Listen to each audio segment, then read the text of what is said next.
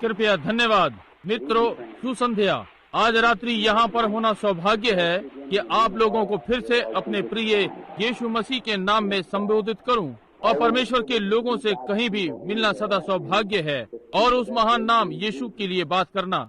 निश्चय ही हमारे भाई ने जो अभी गाना गाया उसकी सराहना करते हैं। ये मेरा मन पसंद है। उस दिन जब वे यीशु को एक भविष्यद्वक्ता बनाने का यत्न कर रहे थे, या एक भला मनुष्य या एक शिक्षक, वो वास्तव में उसका परमेश्वरत्व लाता है कि वो क्या था। और मैं विश्वास करता हूँ कि वो था। उसके समान इस पृथ्वी पर कोई कभी नहीं हुआ, ना कभी होगा। वो इमैनुएल था। वो अल्फा ओमेगा था, आदि और अंत। वो जो था, जो है, जो आएगा, दाऊद का मूल और संतान, भोर का तारा। उसमें परमेश्वरत्व का निवास था। उसमें परमेश्वर था। परमेश्वर अपने पुत्र में था, मसीह में संसार को अपने में मिला रहा था। यीशु ने कहा, ये मैं नहीं हूँ जो कार्य करता है, परंतु ये मेरे पिता जो मुझ में रहता है। मेरा पिता और मैं एक हैं। परमेश्वर देह में प्रकट हुआ। हम पर परमेश्वर का कितना शानदार प्रेम का प्रकटीकरण हुआ। वो स्वयं को हम पर खोलेगा और नीचे आकर और मनुष्य की देह में निवास किया, ताकि मानव जाति के पाप और रोग ले ले और हमें वापस पिता के पास छुड़ा कर ले चले। ये अद्भुत नहीं है क्या? निश्चय ही हम इसकी सराहना करते हैं। अब पिछली रात्रि मैं समझता हूँ एक प्रकार से मैं क्षमा मांगूंगा। बिली मुझे थोड़ा जल्दी ले गया, क्योंकि मुझे एक प्रकार की मैं कमजोर हो गया। परंतु वे सभाएं, वो विचारों का परखना, और कोई कभी नहीं जान सकेगा कि ये क्या है जब तक कि ये आपको इसमें आना है और इसे जाने, समझे। इसकी व्याख्या का यत्न करने की कोई विधि नहीं है। कोई विधि नहीं है कि आप कर सकें। ये केवल एक अनुभव है जिसके विषय में कोई नहीं जानता, केवल वही जो इसमें से होकर निकलते हैं। ये मानव जाति के लिए क्या करता है, ये मनुष्य को क्या करता है, उसमें से वही जीवन लेकर आता है। आप दो संसारों में जीते हैं। आप यहाँ एक संसार में जीते हैं और आप वहाँ उस संसार में। जब आप किसी के साथ होते हैं, संभव है 50 वर्षों पहले, और आप आने वाले वर्षों में किसी के साथ होते हैं, और फिर भी आप अनुभव करते हैं कि आप यहाँ मंच पर खड़े हैं और आप वर्षों पहले की किसी बात को बोल रहे हैं। संभव है सप्ताहों पहले की, महीनों पहले की, दूसरे देश की, दूसरे स्थान की, या कुछ भी। और तब आप अपने को उसमें ठीक बनाए रखते हैं और विचारों में आपको बताता हूँ ये कोई बात है। परंतु परमेश्वर ने हमें अब तक आशीषित किया है इसमें, और अब हम बहुत आनंदित हैं और अब विश्वास करते हैं कि सभा से परमेश्वर को महिमा मिलेगी। अब आज रात्रि सभाओं में मैंने सोचा, जबकि हम थोड़े से लोग एकत्र हैं, हमारी सभाएं यही निकटवर्ती में विज्ञापित हुई हैं और ये केवल आसपास के लोगों के लिए है। और इसके पहले कि हम सभाओं के बड़े भाग में प्रवेश करें, मैं आज ये सोच रहा था कि यदि हो सका तो मैं लोगों के लिए पुराने ढंग की शिक्षा के लिए यत्न करूंगा, बाइबल में से लोगों के लिए, कि जब महान घटना आती है, यदि परमेश्वर इसे हम पर भेजता है, तब हम इसे और भली प्रकार से समझने के योग्य होंगे। कुल मिलाकर दिव्य चंगाई मछली पकड़ने के लिए कांटे में चारा, जैसे कि आप जानते हैं, ये केवल यही है। मछली चारे को पकड़ती है और कांटे को ले लेती है।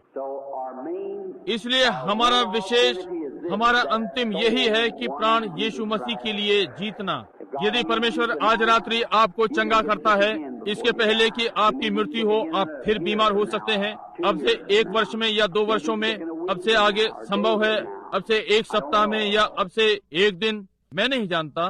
परंतु एक बात निश्चित है कि आप किसी एक दिन इस संसार को छोड़ने जा रहे हैं, क्योंकि ये केवल चिपका हुआ है। परंतु वो प्राण जब भी पवित्र आत्मा के संपर्क में आता है और नया जन्म प्राप्त करता है, तो आपके पास अनंत जीवन है। कोई मतलब नहीं कि यहाँ क्या घटित हुआ। यीशु ने कहा, आप कभी भी नष्ट नहीं होते हैं। वो जो मेरे शब्द सुनता है, मुझ पर विश्वास करता है कि जिसने मुझे भेजा है, ये वर्तमान काल है, अनंत जीवन। वो दोषी नहीं ठहरेगा, परंतु भूतकाल मृत्यु से पार होकर जीवन में प्रवेश कर गया। ये हमें मेथोडिस्ट बनाएगा और चिल्लाना आरंभ करता है, क्या नहीं करता? ये ठीक बात है। ये सोचता है कि परमेश्वर ने ये किया है। अब ये मेरे शब्द नहीं हैं, ये उसके हैं। संत यूहन्ना 5:24। संत यूहन्ना 6, यीशु ने कहा, वो जो मेरा मांस खाता है और मेरा लहू पीता है, उसके पास अनंत जीवन है और मैं उसे अंतिम दिन जिला उठाऊंगा। ये ठीक बात है।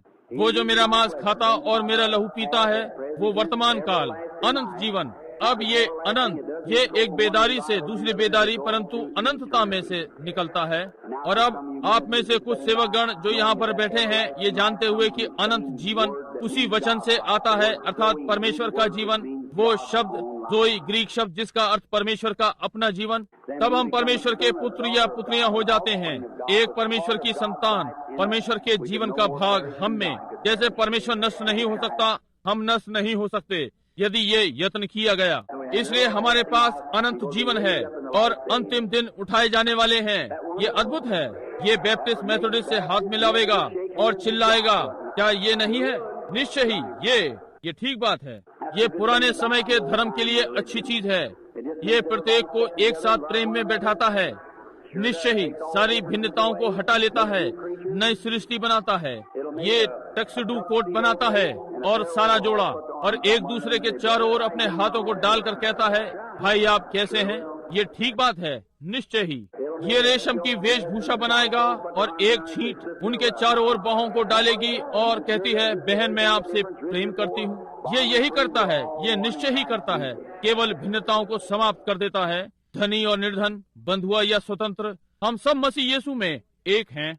रविवार आराधनालय में, जबकि मैंने देखा आराधनालय के सारे लोग यहाँ बैठे हुए थे और हमारा एक संडे स्कूल यानी रविवार शिक्षा का पाठ चल रहा था, लहू के द्वारा छुटकारा, और मैं उसमें इतना तल्लीन हो गया था, यहाँ तक कि मुझे ऐसा अनुभव होने लगा कि मैं दूसरे क्षेत्र में कहीं पर हूँ।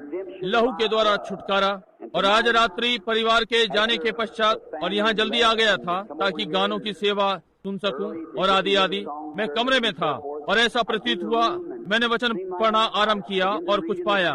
मैंने सोचा, अच्छा यदि प्रभु ने चाहा तो मैं आज रात्रि इस पर थोड़ी देर बातचीत करूंगा। ये लहू के द्वारा छुटकारा रविवार को।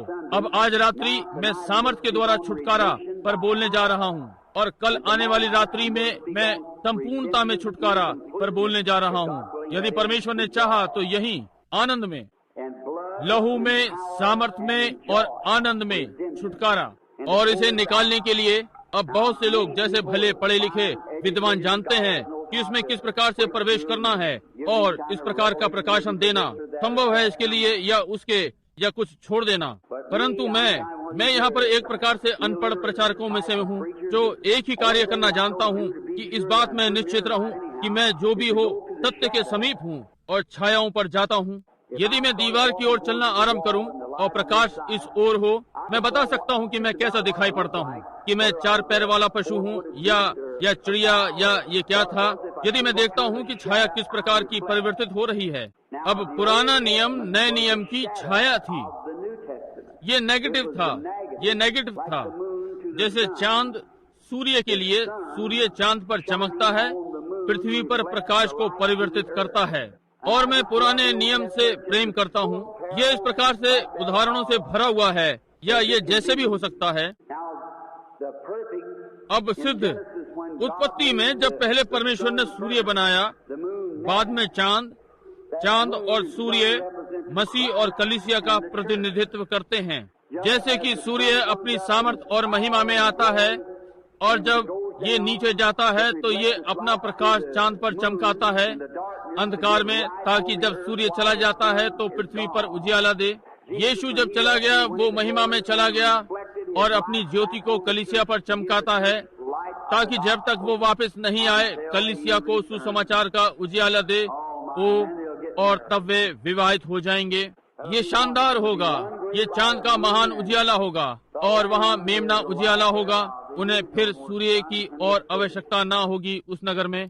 अब छोटे से पूर्व दर्शन के लिए आइए निर्गमन में चलें, और मैं आशा करता हूँ कि आप मुझसे उबेंगे नहीं जब निर्गमन में बातें कर रहा हूँ। एक बार वहाँ नदी के पार मेरे आराधनालय में मैंने प्रचार किया। लगभग 1 वर्ष और 6 महीने हर रात्रि कार्य पर था। वे वापस आएंगे, मैं कार्य का थोड़ा सा भाग लूंगा, और चलता रहा। हम इसे बाइबल में से होते हुए लेंगे। हर पवित्र वचन एक दूसरे के साथ सहमत है। परमेश्वर के वचन में विरोधाभास नहीं है, नहीं श्रीमान, हर बिंदु सिद्ध है। केवल यही पुस्तक है जो प्रेरणा से इस प्रकार लिखी गई है, जो कि सिद्धता के साथ बहुत सारे लेखकों के द्वारा लिखी गई है और बहुत सैकड़ों वर्ष के अंतरताल से, और उनमें से प्रत्येक पवित्र आत्मा के द्वारा एक सहमति में होते हुए बोल रहा है। यही कारण है कि उन सब अतिरिक्त पुस्तकों पर वो मिकाबी और आदि उनके साथ एक रास्ता में नहीं है, इसलिए मैं इसे मान्यता नहीं देता। ये मेरे लिए परमेश्वर का वचन है।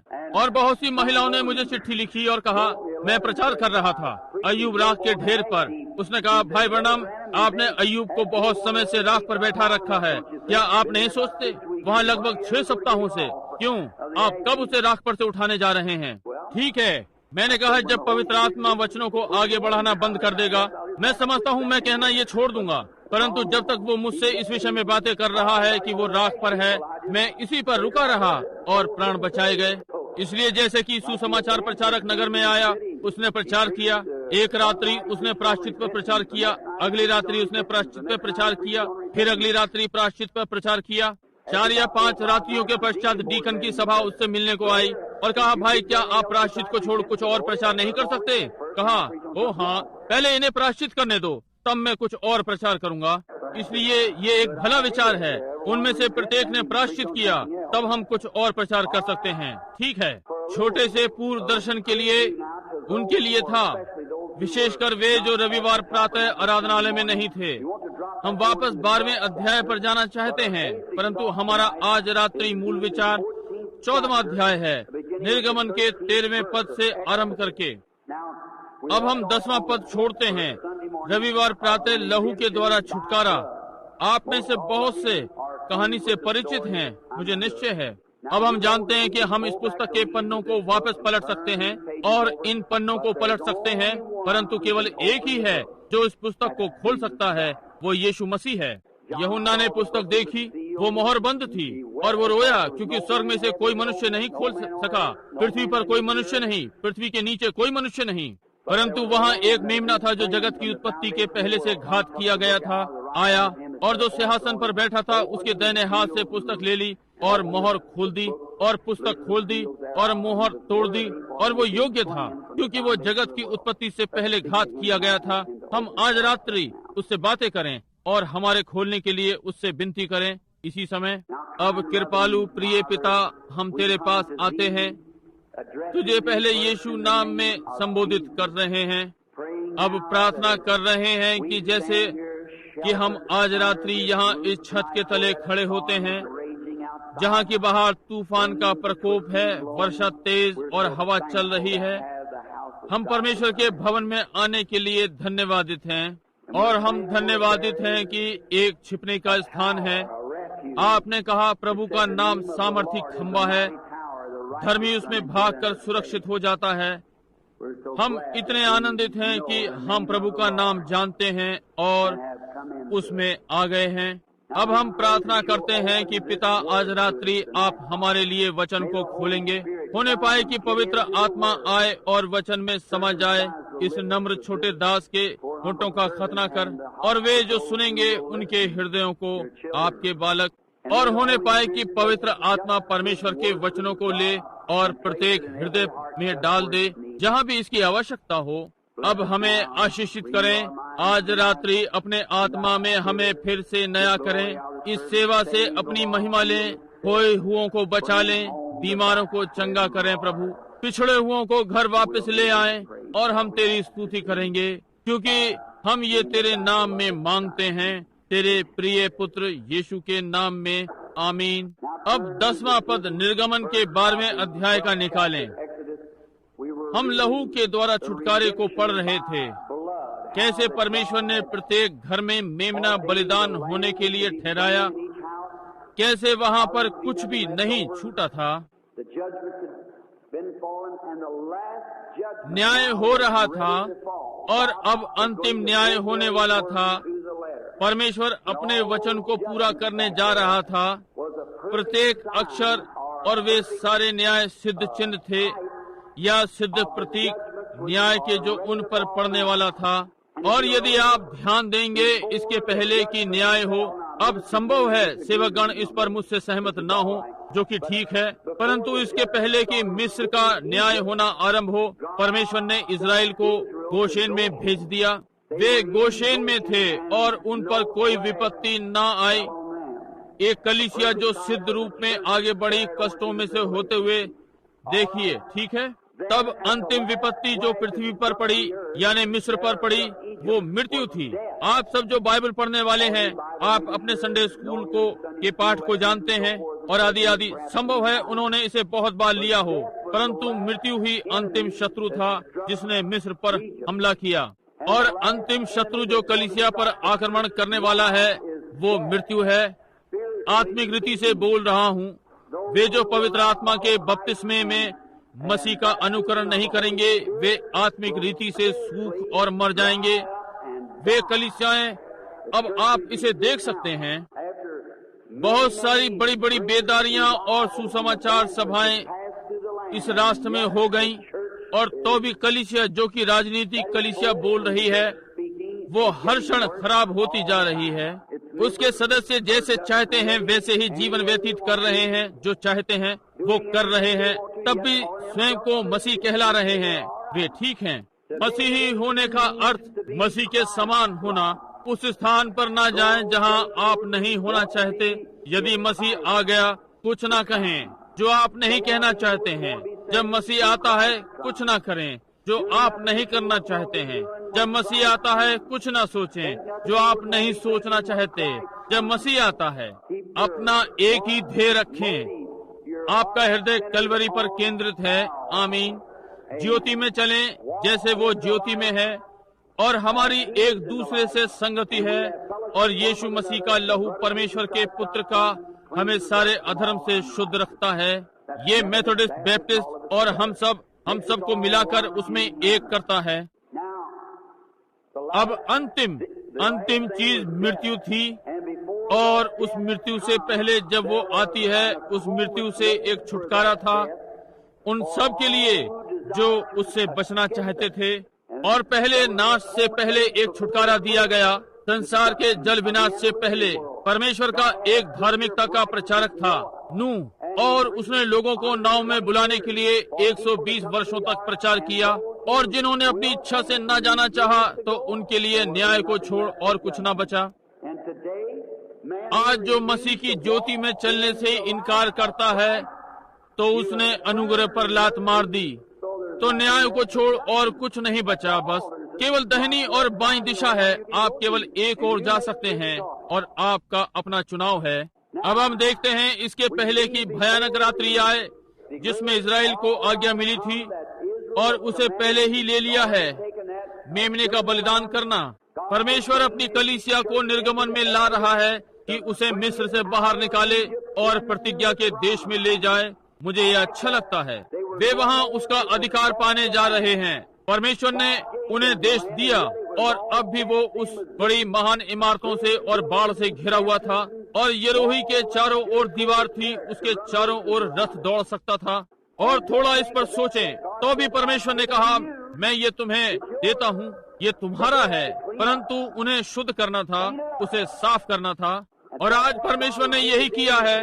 उसने आपने प्रत्येक को दिया है जो इसे चाहता है, पवित्र आत्मा का बपतिस्मा। परंतु आपको भीतर जाकर अधिकार लेना है। बस यही है। भिन्नताओं से युद्ध करें, दीवारों को गिरा दें, और उसमें आरंभ कर दिया और ले लिया। आप कहते हैं पास्टर ने कहा है कि ये आज हमारे लिए नहीं है, केवल आगे बढ़ो। माँ ने कहा है मैं तुझे घर से भगा दूंगी, आगे बढ़ते रहें। पति ने कहा मैं तुझे छोड़ दूंगा, आप आगे बढ़ते रहें। यही है आगे बढ़ना और अधिकार लेना, यही है। दिव्य चंगाई आप में से प्रत्येक के लिए है।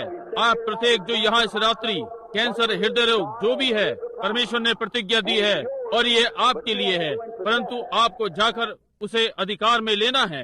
अब आप कहते हैं भाई मुझे अच्छा अनुभव नहीं हो रहा है, इसका इस बात से कुछ लेना देना नहीं। प्रतिज्ञा आपकी है, परमेश्वर ने आपको दी है। केवल जाकर और फिलिस्तीनियों को मार डालो, एक ओर और दूसरी ओर तक, और सारे हित्ती अमोरियों को बाहर कर दो, उन्हें बस मार डालो। भीतर जाकर इसे ले लो।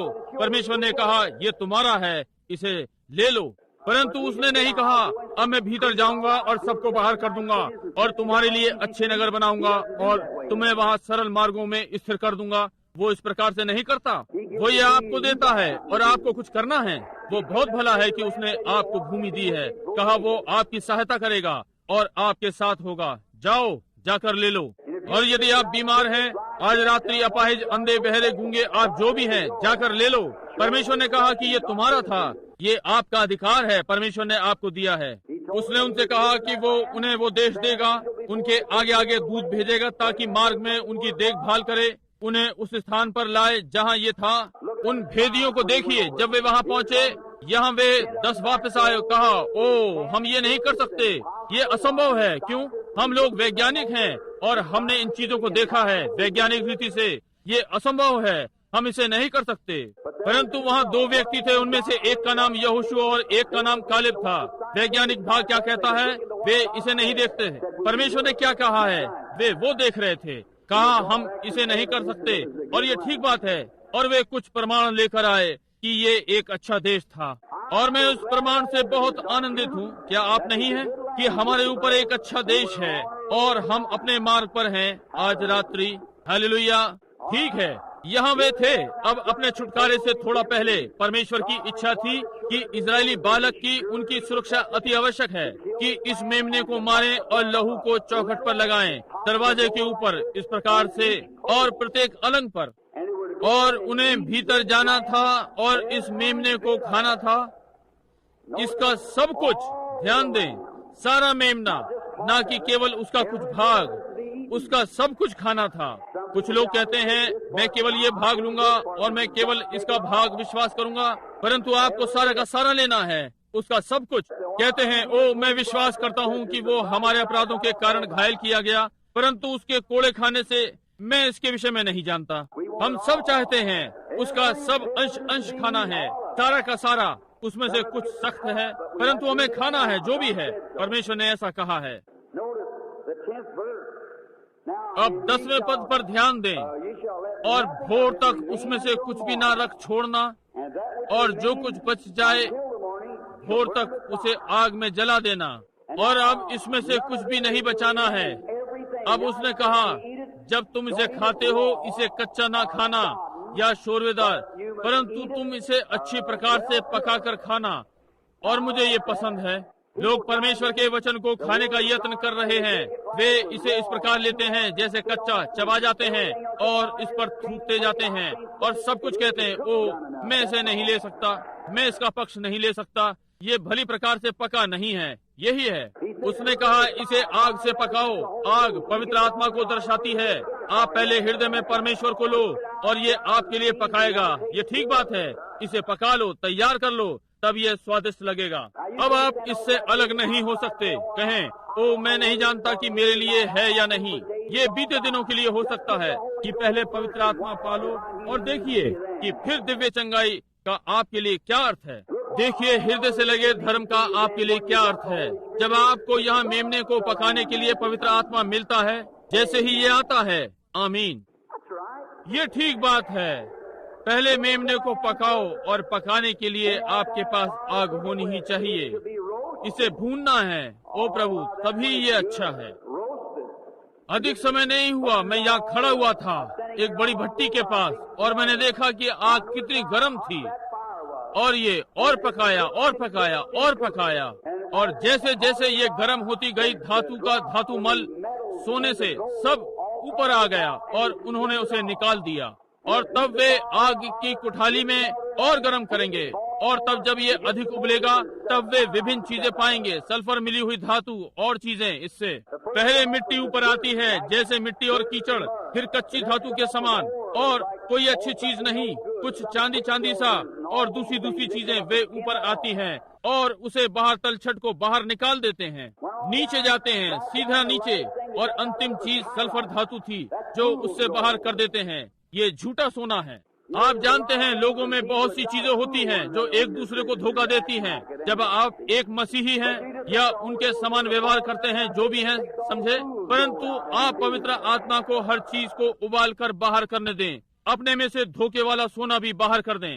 नकली वाला एक सोना है। बहुत से लोग पश्चिम में जाते हैं और इसे कहीं कहीं पाते हैं और वे सोचते हैं ओ उन्हें सोने की खान मिल गई, ये सोने से भी अधिक चमकता है, परंतु ये नकली सोना है, इसका कोई मूल्य नहीं। और जब वे इसे पकाते हैं और वे इसकी सारी तलछट बाहर निकाल देते हैं और पकाते रहते हैं और पकाते रहते हैं जब तक सोने को शुद्ध नहीं कर देते, तब शुद्ध सोने को छोड़ और कुछ नहीं पकाते। केवल 100% सोना। और इसी प्रकार से परमेश्वर अपनी कलीसिया में करता है, उस पर पवित्र आत्मा उंडेलता है और तब तक पकाता रहता है जब तक सारी संसारिकता और मतभेद और स्वार्थ और ये सब, जब तक सब कुछ उबल कर हर व्यक्ति में से जो उसके समीप आएगा बाहर नहीं कर देता। आमीन। अब तब आप इसे खा सकते हैं। यहाँ एक और सुंदर विचार यहाँ पर है 11वें पद में, और उसके खाने की विधि ये है, इसे सुनिए, कि कमर बांधे, मुझे ये पसंद है, पाँव में जूते पहने, हाथ में लाठी लिए हुए उसे फुर्ती से खाना, वो तो यहोवा का पर्व होगा। मैं ये पसंद करता हूँ, जबकि आप खा रहे हैं, जाने के लिए तैयार रहना, यही निकास है। हम इफिसियों को निकालें, इफिसियों का 6वां अध्याय, और यहाँ देखिए पौलुस क्या कहता है कलीसिया को तैयार रहने के विषय में। इफिसियों का 6वां अध्याय 14वें पद से आरंभ करके 6वें अध्याय का। सो सत्य से अपनी कमर कसकर और धार्मिकता की झिलम पहनकर और पांव में मेल के सुसमाचार की तैयारी के जूते पहनकर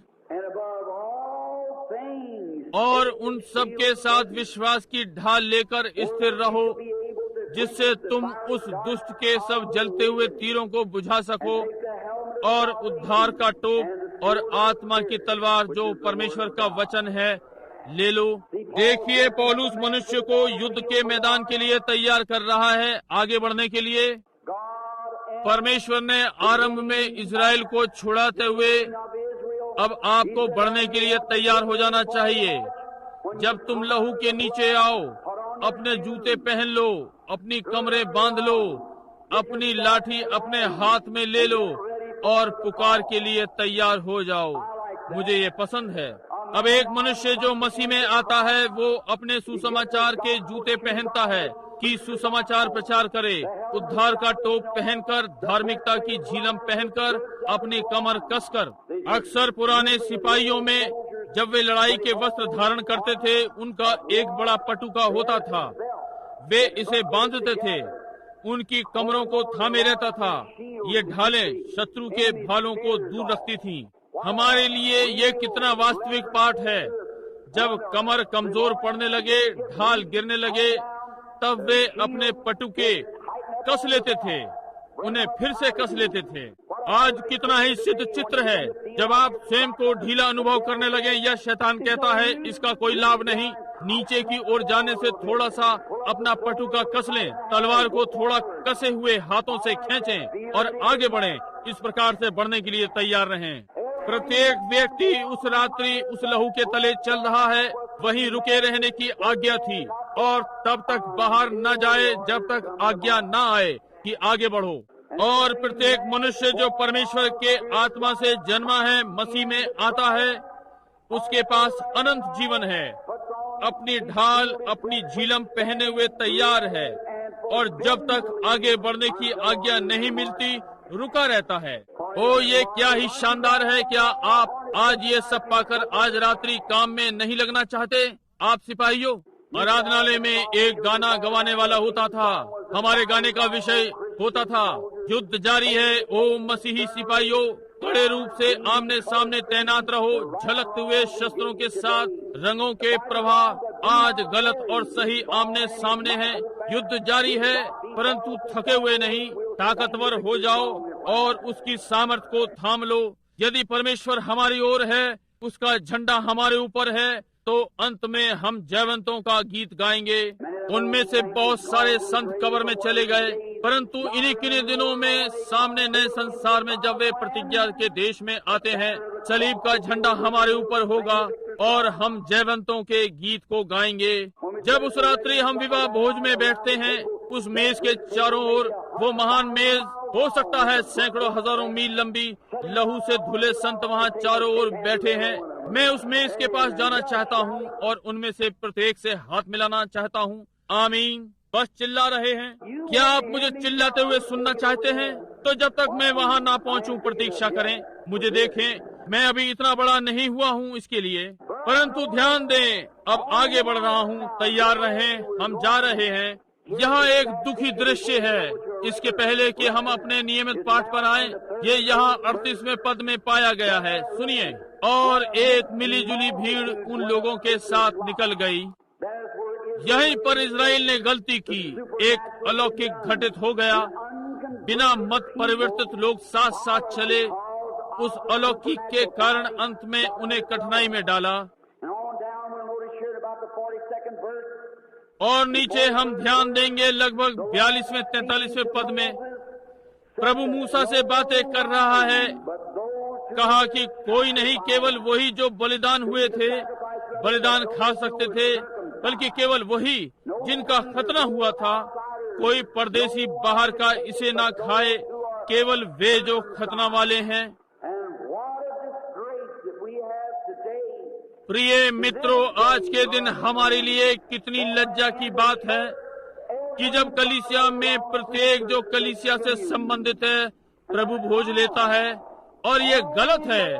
केवल वे जो छुड़ाए हुए हैं, केवल वे जो योग्य हैं। यशायाह ने बोला और कहा कि प्रभु की मेजें उल्टियों से भरी हुई होंगी। कहा, मैं किसको शिक्षा दूंगा? वे जिनका दूध छुड़ाया गया है। कहा, आज्ञा पर आज्ञा, नियम पर नियम, थोड़ा यहाँ थोड़ा वहाँ, और जो अच्छा है उसे कसकर पकड़े रहो। परमेश्वर बोल रहा है, जिन दिनों में हम रह रहे हैं, जानता है कि कलीसिया इतनी राजनीतिज्ञ हो जाएगी कि वे अंदर आने वाले लोगों को कुछ भी करने देंगे। जब तक उनके नाम कलीसिया की पुस्तक में है, वे सदस्य थे, उन्होंने प्रभु भोज लिया। और बाइबल ने कहा, वो जो खाता है और इसे पीता है वो अयोग्य और प्रभु की देह और लहू का अपराधी है।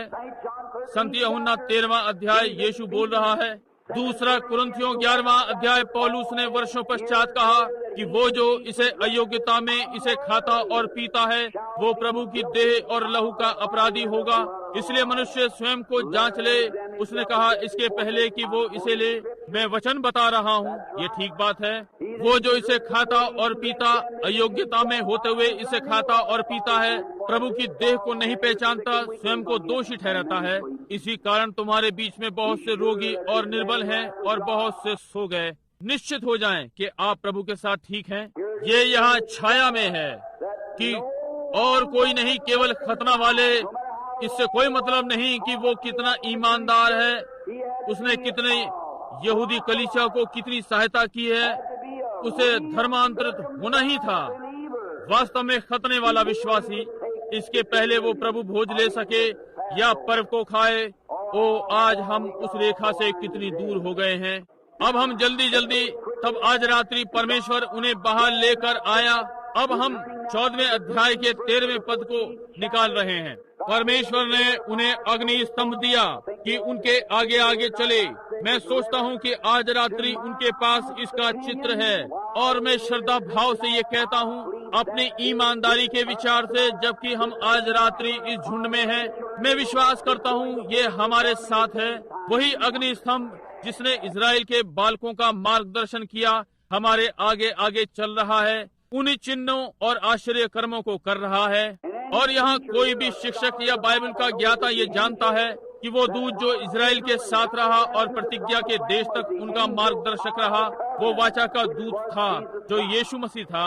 और आज यीशु मसीह कल, आज और सर्वदा एक सा है।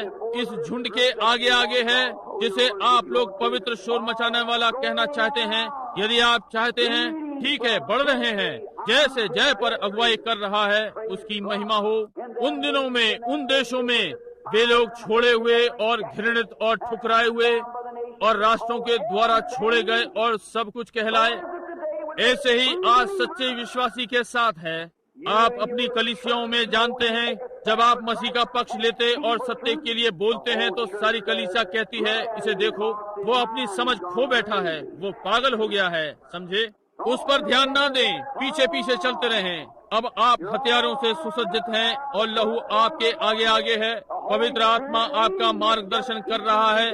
बस बढ़ते जाएं। कौन क्या कहता है इस पर ध्यान न दें, सीधे सीधे कलवरी पर ध्यान दें और आगे बढ़ते रहें। एक सुंदर प्रतिछाया।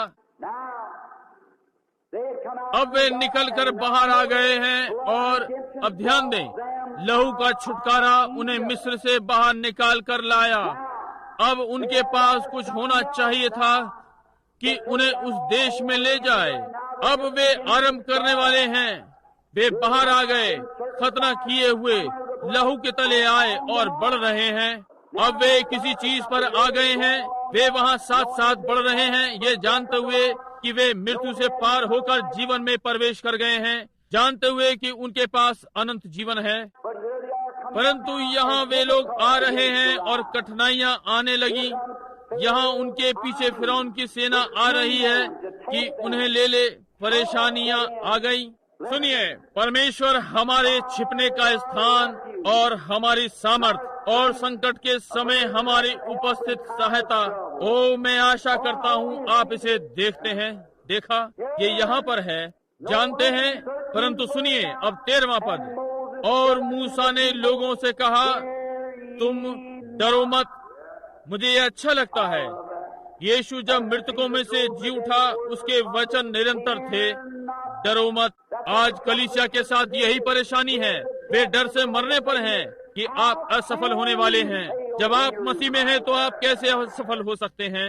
आप असफल नहीं हो सकते। आपके पास अनंत जीवन है। अधलोक के सारे प्रेत आपको नहीं हिला सकते। आपके पास अनंत जीवन है। यीशु ने ऐसा कहा, असफलता से भयभीत ना हो। आप कहते हैं, भाई मैं डरता हूँ कि मैं धर्मांध हो जाऊंगा। बजाय शांत बैठने के और कुछ न करने से थोड़ा धर्मांध हो जाऊं, निश्चय ही मैं चाहूंगा।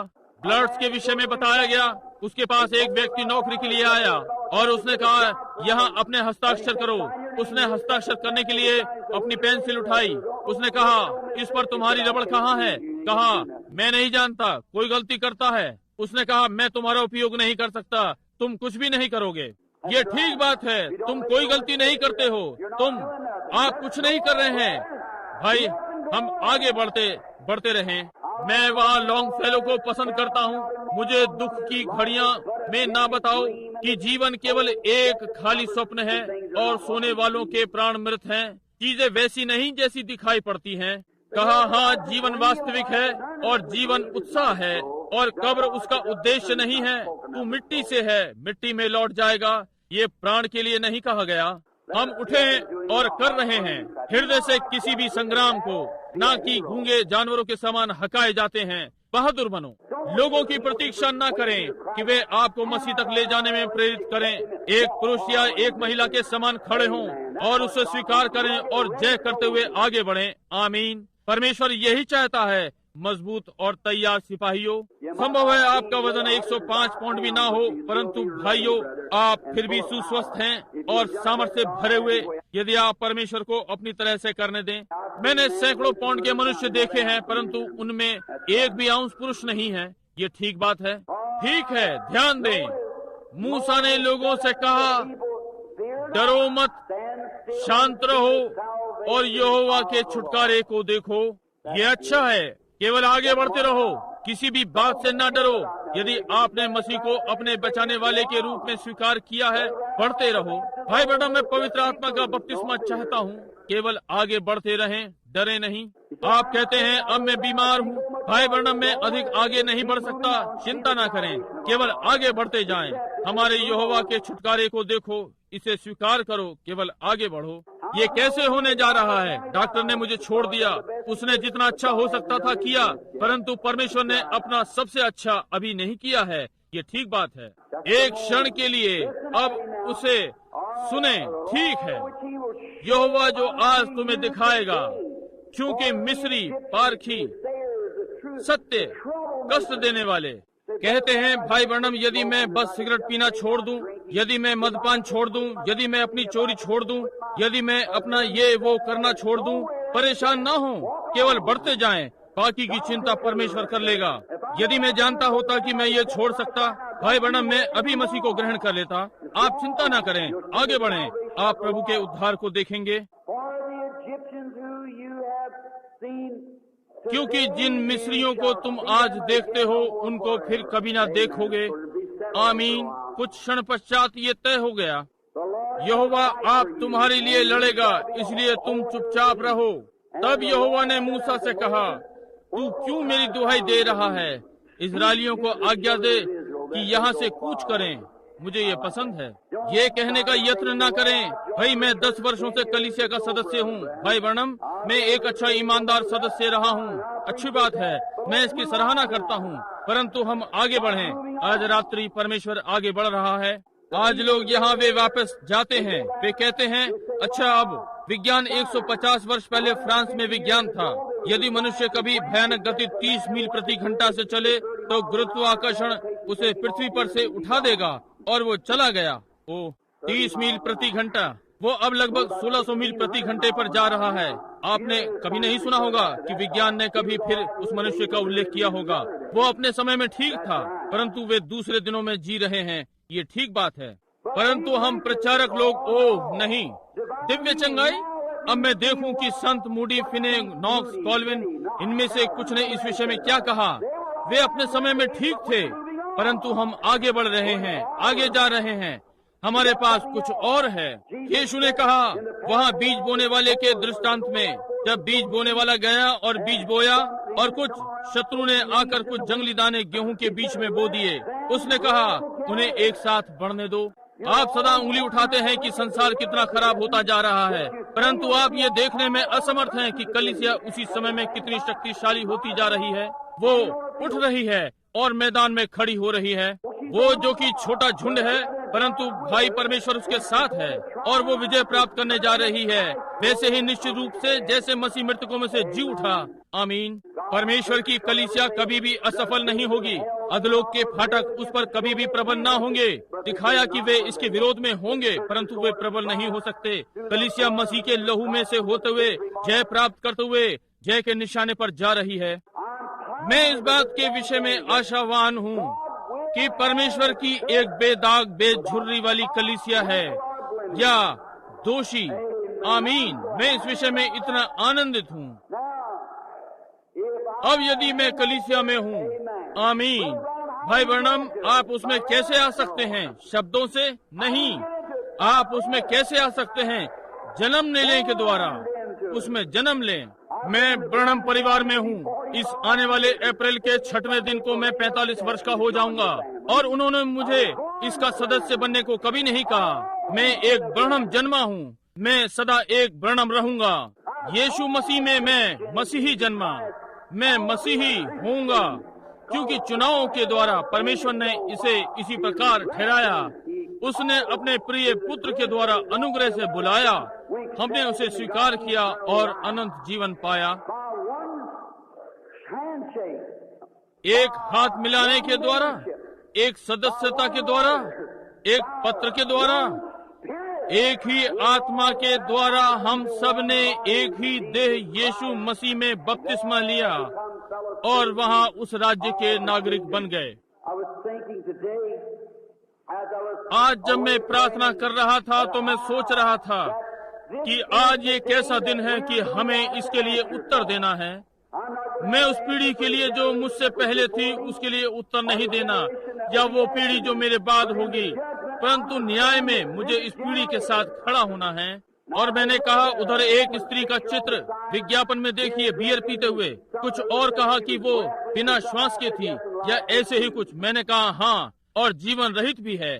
ठीक है, आप उसी स्थिति में हैं। मैंने कहा ये कितनी लज्जाजनक है। सारे प्रचार के साथ मैंने कहा कभी कभी ऐसा प्रतीत होता है।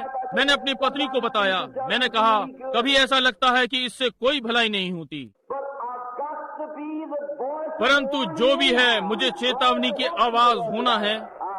जो भी हो मुझे सुसमाचार प्रचार करना है और पुनरुत्थान की गवाही देनी है, और यीशु मसीह की सामर्थ। उन्हें इसे छोड़ने दो और अपनी पीठ घुमाने दो। न्याय में परमेश्वर इसके लिए उनका न्याय करेगा। मैं इसे प्रचार करने के लिए उत्तरदायी हूँ, और दूसरे सेवक गण भी जो सुसमाचार प्रचार करते हैं। अब मैं इसे प्रेम करता हूँ। ध्यान दें, अब आगे बढ़ें और आप परमेश्वर की महिमा देखेंगे। परंतु सुनिए, अब 16वां पद हम इसे पढ़ते हैं। परंतु लाठी उठा। वो लाठी वो न्याय की लाठी थी। अब ये मूसा की लाठी नहीं थी, ये परमेश्वर की लाठी थी। यदि आप ध्यान देंगे, मूसा उसने वो लाठी ली, उसने उसे इस प्रकार पकड़ा, टुटकियां आ गईं। उसने इसे पानी के ऊपर किया, वो लहू बन गया। वो परमेश्वर की न्याय की लाठी थी। और वही लाठी, समझे, और उसी लाठी से उसने चट्टान को मारा और चट्टान की एक और दरार आ गई और चट्टान में से पानी निकला। अब वो चट्टान मसीह था और वो परमेश्वर का न्याय था। जिस दिन तुम उसे खाओगे उसी दिन तुम मर जाओगे। मसीह को कैलवरी पर मारा और उस कड़वाहट का भुगतान किया। दुख भरी मृत्यु, कोई मनुष्य नहीं इसे कभी भी इसका व्याख्यान नहीं कर सका या कभी कर सकेगा।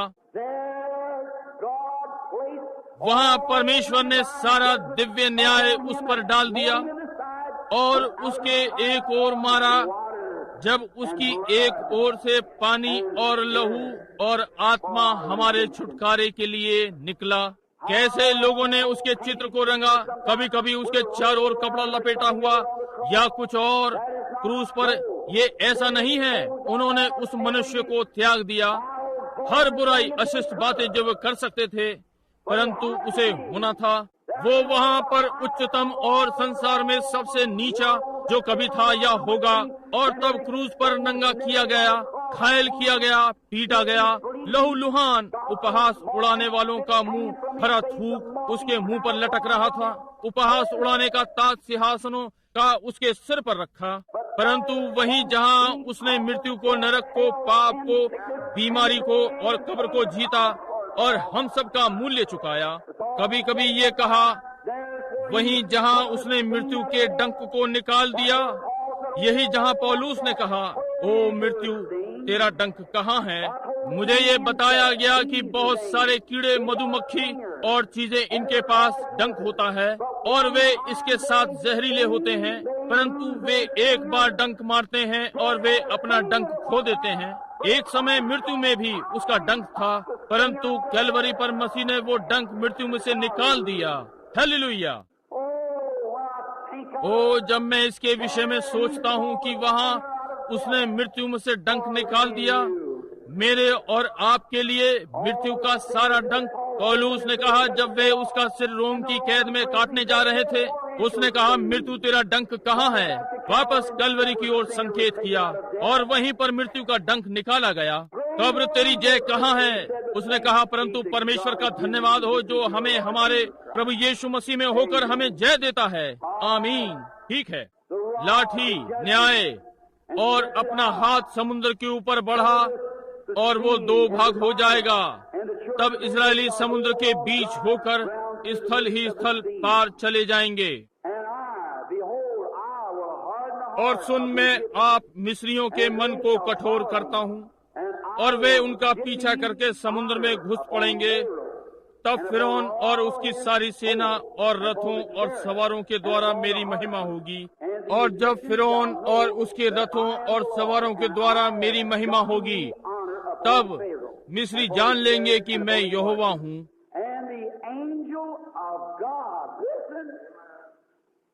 तब परमेश्वर का दूत, सुनिए, कार्य में लगे रहने को और कस दिया।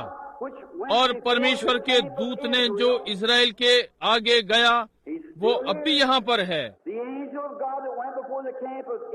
परमेश्वर का दूत जो इजराइल सेना के आगे आगे चला करता था, जाकर उनके पीछे हो गया और बादल का स्तंभ उनके आगे से हटकर उनके पीछे जा ठहरा, यानी यहाँ से जाकर और वहाँ पीछे खड़ा हो गया और संकट के समय बीच में चला गया।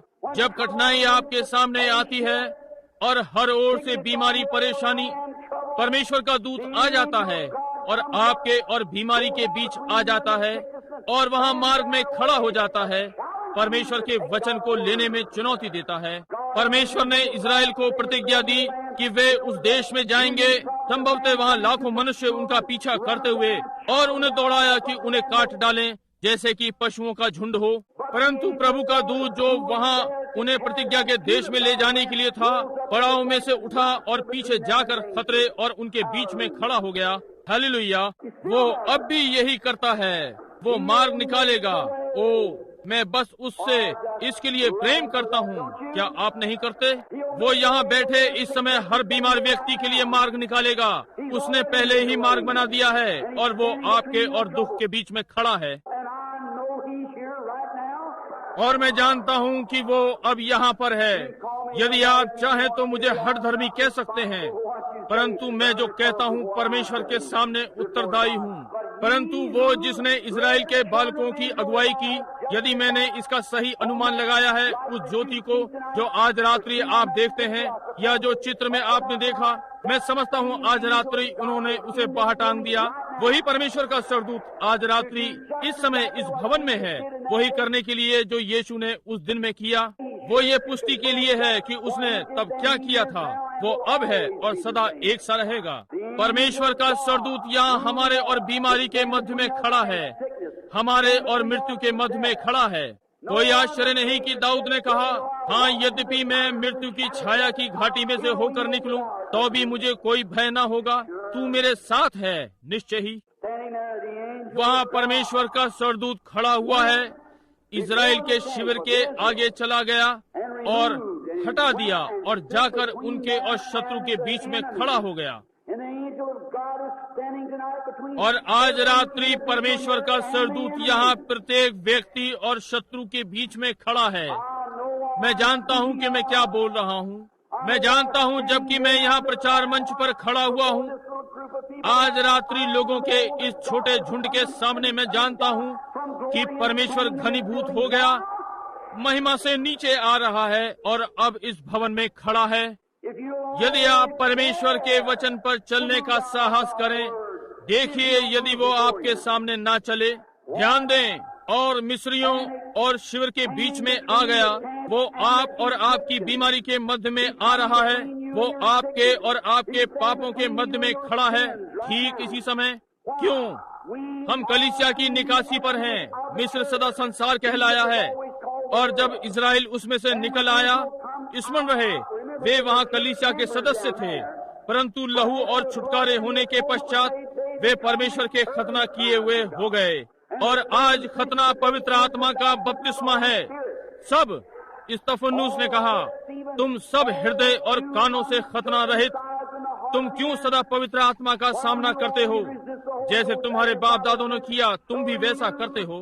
पवित्र आत्मा हृदय में खतना करता है, संसार की चीजों को काट रहा है। ये पुराने ढंग की पवित्रताई कलीसिया ने इसे जिया, उसी प्रकार व्यवहार किया, उसी प्रकार जीवन व्यतीत किया, परंतु आज ये बाकी संसार के समान है। ये लज्जाजनक है, हमने समझौता कर लिया। बूढ़े भाई स्पुर्जन कहा करते थे, एक पुराना मेथोडिस्ट प्रचारक मेरा मित्र एक गाना गाया करता था, हमने अवरोधों को गिरा दिया, हमने अवरोधों को गिरा दिया, हमने पाप से समझौता कर लिया, हमने अवरोधों को गिरा दिया। भेड़ बाहर निकल गई, बकरियां भीतर कैसे आ गईं? क्योंकि आपने अवरोधों को गिरा दिया। यही है, आपने मसीह जीवन के स्तर को गिरा दिया, क्योंकि धर्म विद्यालय में से प्रचारक निकल कर आ रहे हैं और सत्य से समझौता करने को बाहर भेज दिया।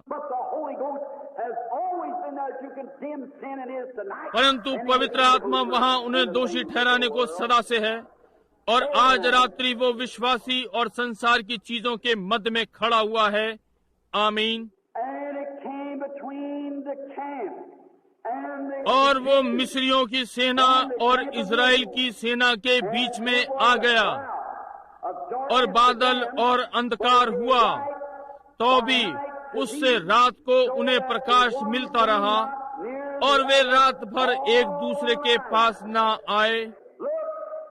देखिए, वही चीज विश्वासियों के झुंड को दी गई है।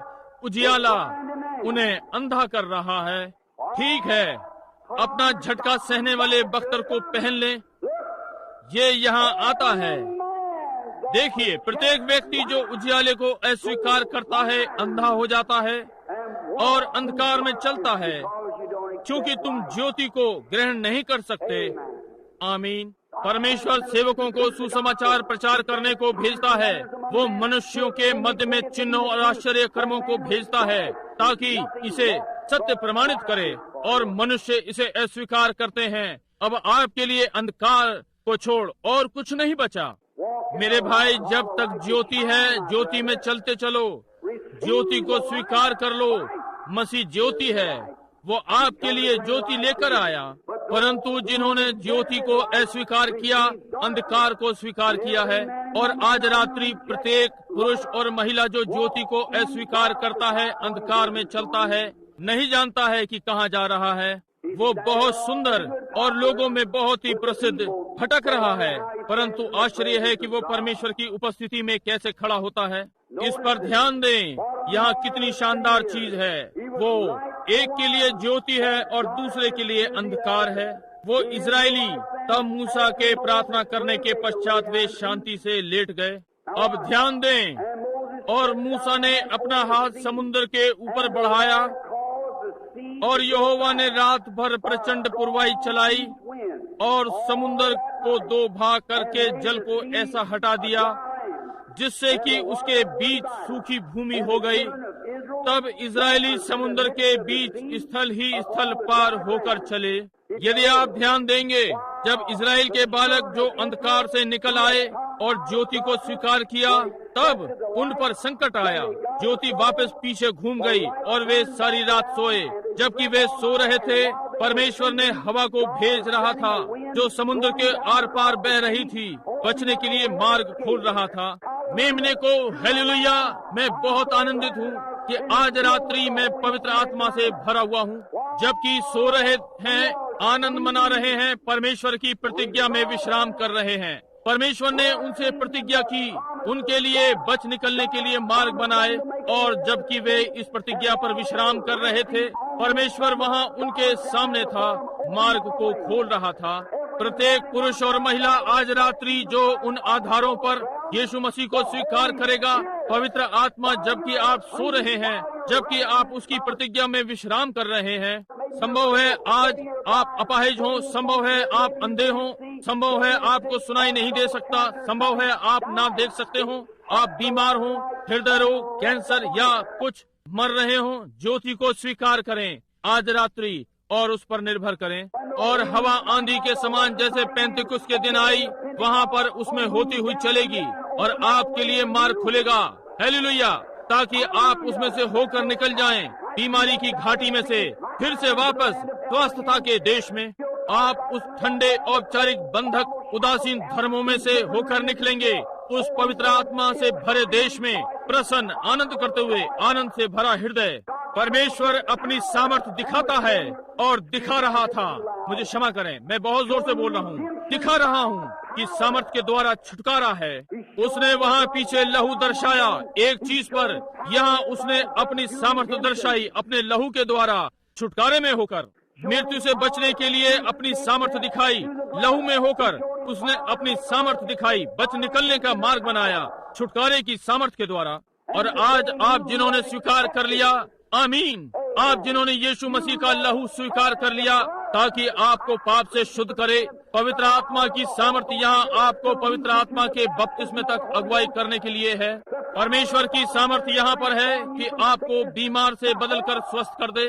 परमेश्वर कार्य कर रहा है अपनी कलीसिया के निर्गमन में, वो अपने पूरे यौवन पर आ रही है, जहाँ परमेश्वर कुछ देर बाद एकत्र करेगा अपने दाने।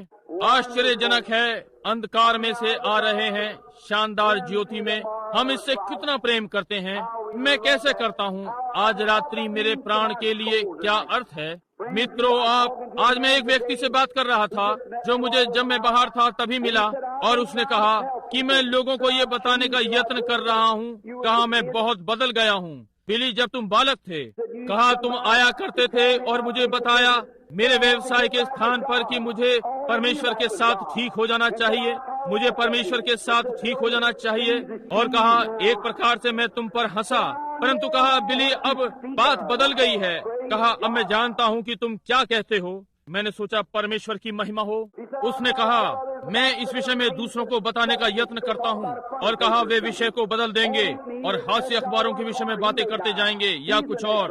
ओ, ये मैं नहीं हूँ, वो अगला व्यक्ति वहाँ कोने में, वो मर सकता है, वो अगला वाला है, संभव है उसका नंबर अगला होगा, नहीं मालूम किसका अगला नंबर किसका है। आज रात्रि आपका हो सकता है मित्र, यही समय हो कि परमेश्वर आपको बुलाता है। परमेश्वर महान पवित्र आत्मा आज रात्रि मृत्यु और जीवन के मध्य में खड़ा है।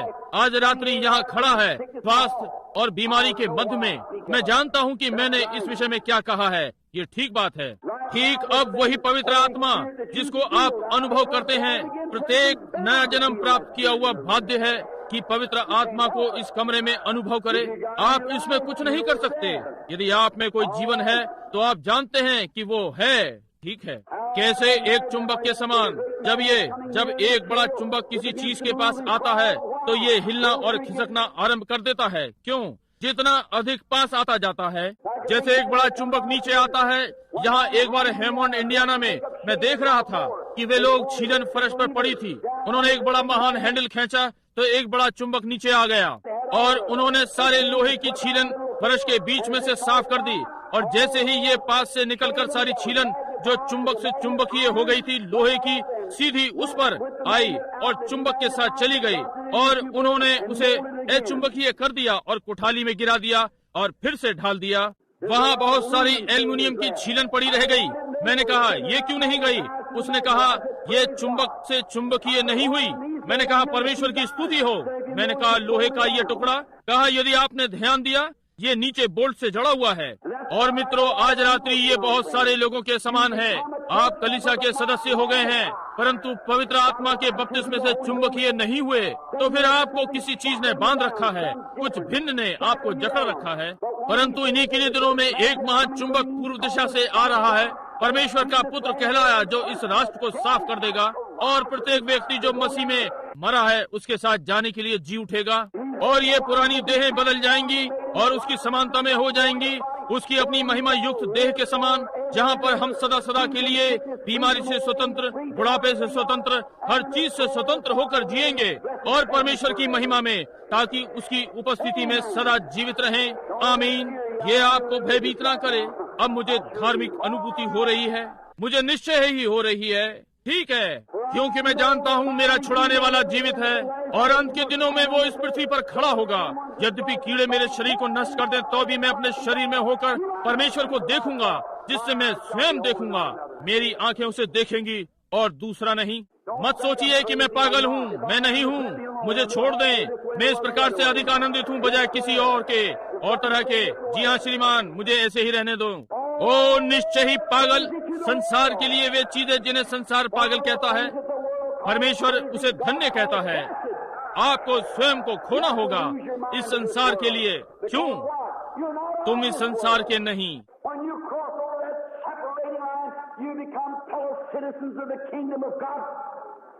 जब अलग करने वाली रेखा को पार कर देते हैं तो आप परमेश्वर के राज्य के अनुयायी हो जाते हैं। ओ प्रभु, ये कितना भला है।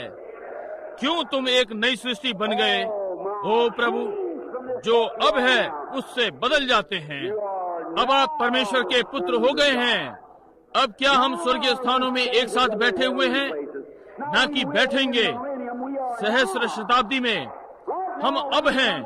ठीक अब हम परमेश्वर के पुत्र हैं। इस समय हम मसीह यीशु में स्वर्गीय स्थानों में बैठे हैं, ना कि केवल कलीसिया में, मसीह यीशु में। जीवित हो उठा प्रभु यीशु यहाँ है। यहाँ वो अपनी सामर्थ में है, वो यहाँ अपनी छुड़ाने वाली सामर्थ में है, वो यहाँ निर्गमन के लिए है, वो यहाँ प्रत्येक कलीसिया के सदस्य को अपनी संगति में लाने के लिए है। वहाँ प्रत्येक पापी को कोई मतलब नहीं आप कितने नीचे हैं। वो यहाँ अपनी पुनरुत्थान की सामर्थ को आपके जीवन में और आपको नई सृष्टि बनाने के लिए है। यहाँ कुछ वर्षों पहले संसार के सारे धर्मों का मिलन हुआ। मैं विश्वास करता हूँ लंदन, इंग्लैंड में या कहीं, मुझे ठीक से याद नहीं। परंतु जब वे विभिन्न कलीसियाओं के विषय में बात कर रहे थे, मुसलमान, बुद्धा के लोग और आदि आदि, एक व्यक्ति जो अमेरिकन होलीनेस चर्च का प्रतिनिधि था, मैं विश्वास करता हूँ जॉन विल उसका नाम था, मैं विश्वास करता हूँ यही नाम था। इसलिए जब वो खड़ा हुआ, उसके बोलने का समय था। इस स्थान पर सारे धर्मों के प्रतिनिधि थे। इस बड़े जमघट में उसने महिला मिकाबी की कहानी सुनाई कि वो कितनी नीच थी। ओखामा में उसके मुंह में सिगार था। उसे गिरफ्तार किया गया। गति के नियम को कार चलाने से तोड़कर बग्गी गाड़ी के साथ गली में से निकल रही थी। उसने बहुत सी हत्याएं की थी। इतनी गंदी थी और इतनी नीच, यहाँ तक कि जब वे उस पर तारकोल और पंख चिपकाने गए दंड के रूप में, उन्होंने उसे हाथ भी नहीं लगाया। डरते थे कि दूषित ना हो जाएं।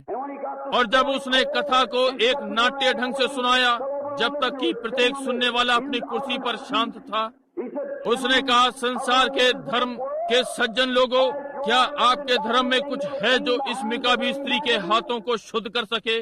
किसी ने कोई शब्द नहीं कहा। वो हवा में जोर से उछला, अपनी अपनी एड़ियां आपस में टकराईं और हाथों से ताली बजाई। उसने कहा कि केवल यीशु मसीह का लहू उसके हाथों को शुद्ध कर सकता है, परंतु वो उसके हृदय को भी शुद्ध करेगा। आमीन, ये ठीक बात है। यीशु मसीह का लहू लुईविल के केंटकी के सबसे नीच वेश्या को लेगा और उसे एक संत बनाएगा। वो एक शराबी को उसके स्थान से लेगा और उसे एक सज्जन पुरुष बना देगा और परमेश्वर का संत। राज्य के मेरे साथी नागरिकों, केंटकी और इंडियाना के मेरे साथियों और आसपास के लोगों, क्या आज रात्रि आप नहीं सोचते कि ये यीशु मसीह पर विचार करने का समय है, इसके पहले कि आपका अंतिम अवसर ले लिया जाए? आप देखते हैं कि कलीसिया अपने निर्गमन पर जा रही है। देखते हैं कि अग्नि स्तंभ हमारे आगे आगे चल रहा है और चमत्कार और चिन्ह दिखा रहा है। आज रात्रि वो यहाँ पर अपनी छुड़ाने वाली सामर्थ में है। वो यहाँ पर प्रत्येक पापी को बचाने और हर पिछड़े हुए को बचाने, वो यहाँ हर बीमार व्यक्ति को चंगा करने के लिए है। वो संपूर्ण सुसमाचार है और हम संपूर्ण सुसमाचार प्रचार करते हैं। पूरे मेमने को खाते हैं, उसे पवित्र आत्मा में भूना है और जानते हैं कि ये खाने की अच्छी वस्तु है, क्योंकि पवित्र आत्मा ने हमें बांटा है कि ये वास्तव में अच्छा है। चख कर देखो कि प्रभु भला है। ये चट्टान के मधु के समान स्वादिष्ट है। हमारा प्रभु यीशु यहाँ पर अपने प्रेम और सामर्थ में है, अपने छुड़ाने की महान आशीषों में। वो किस प्रकार से आज रात्रि कलीसिया और पाप के बीच में खड़ा है, आपके और न्याय के बीच लहू बह रहा है, प्रार्थना कर रहा है। अधिक समय नहीं हुआ, मैं ओहियो में एक स्थान पर गया जहाँ मुझे न्याय के विचारों को अपने विषय में सुनना था। मैं एक छोटे से डंकर्ड खान पान गृह में खा रहा था। हमारी एक महान सभा थी। मुझे शहर से दूर कुछ मीलों पर एक छोटे मोटल में ठहरना था। मैं डंकर्ड रेस्टोरेंट में खा रहा था। भले अच्छे लोग, और रविवार को वे बंद करके चर्च को जाते हैं। मुझे छोटे साधारण अमेरिकन स्थान पर खाना खाने को जाना पड़ा।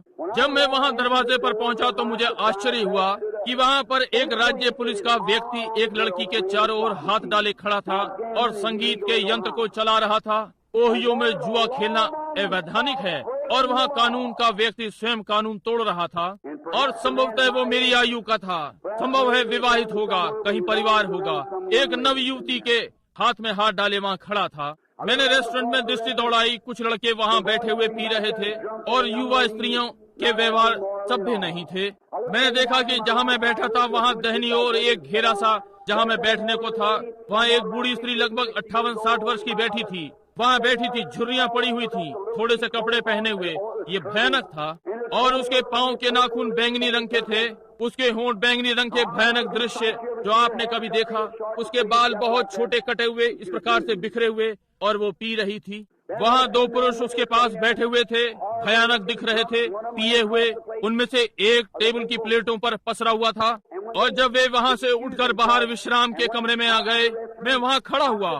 मैंने सोचा, ओह परमेश्वर, आप ये सब कैसे सहन कर रहे हैं? आप इस प्रकार का ये सब कैसे देख रहे हैं? जब मैं अपने हृदय में मैं इतना खराब, तभी मुझे लगता है कि मैं अपनी छोटी सारा और रेबेका को, जो आने वाली पीढ़ी है, ऐसे में कैसे उनका पालन पोषण करूंगा। प्रभु, क्यों नहीं आप इस सब को पृथ्वी पर से साफ कर दें? मैंने सोचा, प्रभु आप ऐसा क्यों नहीं कर देते? मैं वहाँ बैठ गया और बस रोना आरंभ कर दिया। मैंने दर्शन देखा। मैंने देखा कि संसार हवा में घूम रहा है और संसार के चारों ओर मेघ धनुष है। और वो जो मुझसे बोल रहा था कहा कि संसार के चारों ओर ये यीशु मसीह का लहू है जो संसार को नष्ट होने से बचाए हुए है। यदि परमेश्वर पाप को देख सके, जिस दिन तुम उसे खाओगे उस दिन मर जाओगे। वहाँ प्रत्येक मनुष्य लहू के नीचे है।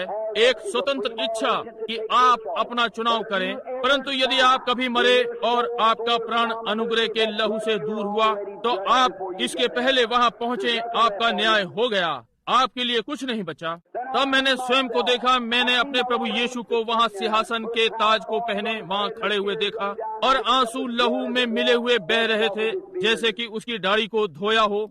और मैंने देखा कि मेरे पाप उसके सामने आ रहे हैं, और हर बार उसके सामने इस प्रकार से आते हैं जब तक कि वो हिल न जाता, और कांटे उसकी आंखों के ऊपर माथे में और धंस जाते। वो पीछे डगमगाता और कहता, पिता इसे क्षमा कर, ये नहीं जानता कि ये क्या कर रहा है। और मैं फिर से कुछ करता और उसका लहू कार के बम्पर के समान जो कार को बचाता है मुझे परमेश्वर के क्रोध से बचा रहा था अयोग्य होते हुए। और मैं उसके पास धीरे से आया और उसके सामने घुटने टेके मैंने कहा, वहाँ देखा, मेरे सामने वहाँ पापों की एक पुरानी पुस्तक और मेरा नाम उस पर लिखा हुआ था। मैंने कहा, प्रभु क्या आप मुझे क्षमा करेंगे? उसने प्रेम भरी दृष्टि से कहा, निश्चय ही। अपनी एक ओर से हाथ बढ़ाकर लहू लिया और उस पर लिखा, क्षमा कर दिया गया, और उसे पीछे भूल जाने वाले समुद्र में फेंक दिया। उसने कहा, अब। मैंने कहा, प्रभु आपका धन्यवाद हो। उसने कहा, अब मैं तुम्हें क्षमा करता हूँ और तुम उसे दोषी ठहरा रहे हो। ओ, मेरे लिए चित्र बदल गया। मैं उससे बाहर आया, मैं वहाँ गया और उसके पास बैठ गया और बातें करने लगा, और उसका जीवन पीछे कठिनाइयों से भरा हुआ था। मैंने कहा, क्या आप कभी भी मसीह नहीं थी? उसने कहा, मेरा पालन पोषण मसीह परिवार में हुआ। और मैंने कहा, क्या हुआ? उसने अपने पति के साथ दुर्व्यवहार के विषय में बताया और कैसे बालक और आदि आदि। मैंने कहा, इन सारे वर्षों में क्या आप जब से परमेश्वर से मिली आप कभी भी शांति से नहीं रही? उसने कहा, श्रीमान ये सच है। मैंने कहा, क्या आप उसे अभी स्वीकार करेंगी? उसने कहा, क्या वो मुझे स्वीकार करेगा? मैंने कहा, वो इस समय आपके हृदय के द्वार पर खटखटा रहा है। और उस मंडप के बाहर वहाँ फर्श पर और लोगों की सुनने वाली सभा के सामने घुटने टेक दिए।